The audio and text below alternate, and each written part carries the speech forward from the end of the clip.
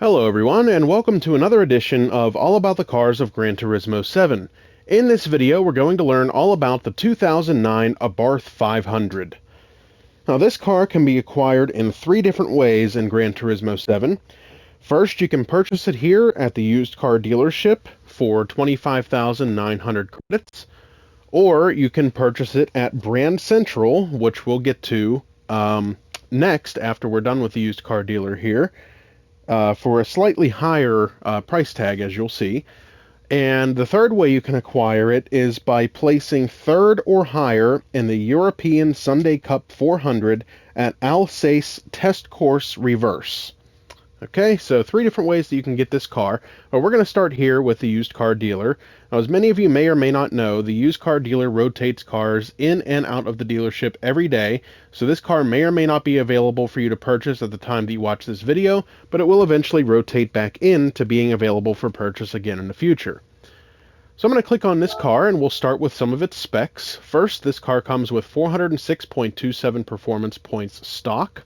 It's an FF drivetrain, meaning that the engine is situated at the front of the vehicle and the front wheels drive the car. The maximum stock power is 133 horsepower at 5,500 RPM. The weight is just under 2,300 pounds and the engine is turbo aspirated. Now I'm going to click on Learn More and we'll see what Andy has to say. Abarth is an Italian race car builder that rose to global prominence in the 1950s and 60s.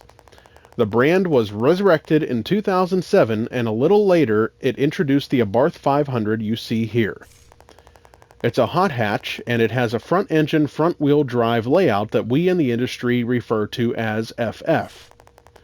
Abarth really injected its DNA into the 500, which is evident everywhere, from its styling to the powered-up engine.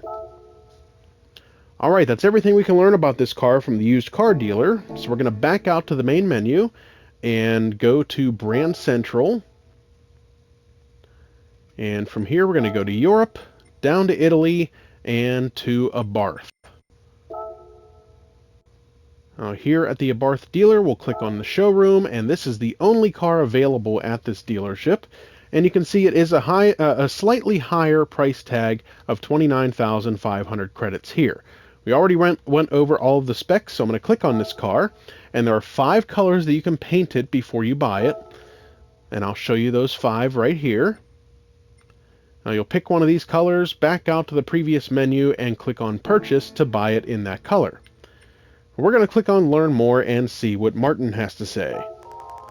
Abarth is a prestigious name in the racing world and also specializes in tuning Fiats. The Italian company was founded in 1949 by Carlo Abarth, and it was revived in 2007. This Abarth-tuned machine combined a 133.1 horsepower turbo engine with a compact, lightweight body of a Fiat 500. You would be wrong to underestimate this car because it behaves like a real sports car. Alright, that's everything we can learn from the Brand Central, so we're going to back out to the main menu once again. Go to the garage, where I'll get into this car, and we'll learn some more. So I'm going to click on Change Car, and it is the first car in the list alphabetically, so I'll click on this car, we'll listen to the startup sound, and then we'll learn some more about it.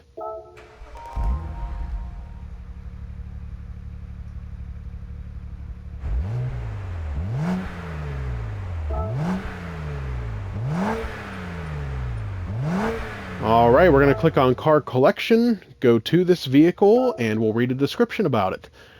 The Abarth returned yet again with bolder looks and performance, this time in the form of the timeless 500. Abarth & C, or Abarth & Company, marked its return following the company's 2007 comeback, when it released the Grande Punto Abarth, based on the Fiat Grande Punto. This venerable Italian tuning brand, with a rich heritage of producing specialized high-performance cars, finally gave enthusiasts what they had all been waiting for, the Abarth 500, which made its debut at the 2008 Geneva Motor Show. Based on the newest Fiat 500, it modernized the second-generation car with rounded styling cues and, more importantly, quick driving responses. This compact recipe of good looks and sharp reflexes had led to its instant popularity. The engine in this little pocket rocket was a 1.4-liter turbocharged 4-cylinder DOHC unit, producing 133.1 horsepower at 151.9 foot-pound of torque, which propelled the 2,447-pound car from 0 to 62.1 miles per hour in 7.9 seconds, and to a top speed of 127.4 miles per hour. Impressive, yes, and beyond what is typical for this class of car. The standard suspension consists of McPherson struts up front and a torsion beam in the rear, but the springs and dampers had been specifically reinforced for this model. In addition, the 500 Abarth got a variety of electronic devices including TTC, which acted like a limited slip differential, giving the car better stability when cornering and completely betraying the initial impression one got from its tall, round shape. From a visual perspective, the car was no shrinking violet either, with large aerodynamically optimized front and rear bumpers, as well as side skirts and a roof spoiler, leaving the onlooker with no doubts that this was a full-fledged Abarth. So some great info from Gran Turismo's description about this car. We're going to back out to the main menu once again and stop at the cafe where we'll see if anybody is here to talk to us about this car. And we have 3 people to talk to here, Chris, Stella, and Fabio Filippini. We're going to start with Chris. Let's have a closer look. Back in the 1950s and 60s, Abarth used to be called giant killers. That's because these modestly sized cars would frequently roar past their more powerful rivals. Do you know much about Carlo Abarth, the founder of Abarth? We're going to say no and see what he has to say. He was a former racer and an engineer. He was a genius that gained a huge following with his Fiat-based tuner cars. He's definitely one of the greats who you need to know of as a sports car enthusiast. This car is the same. It has a powerful engine and is extremely lightweight. It's also quick and agile. It can go toe-to-toe with sports cars with twice the price tag. It's a true heir to the Abarth tradition. Now we'll go to Stella and see what she has to say.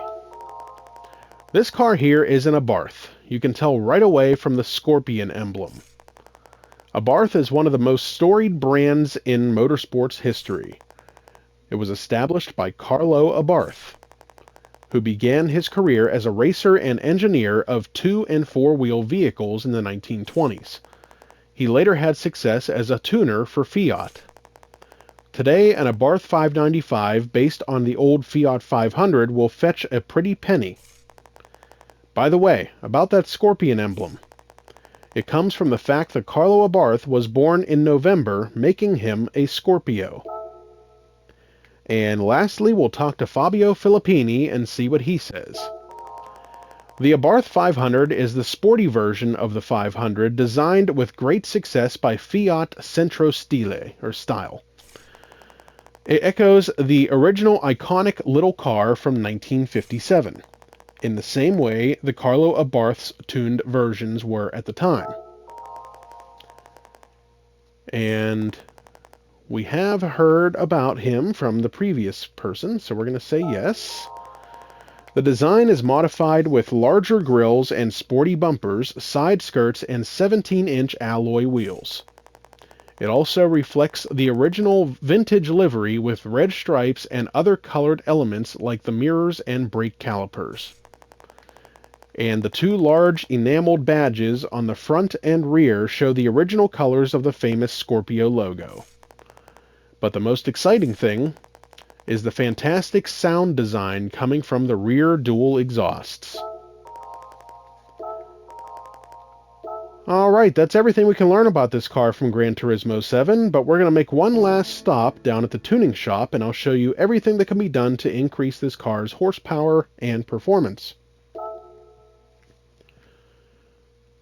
I do want to point out that I have not done anything to this car to increase its performance points, so it's still stock, but I will show you everything that can be done to it. Under the sports category here at the tuning shop, everything is available for purchase and can be added to the car.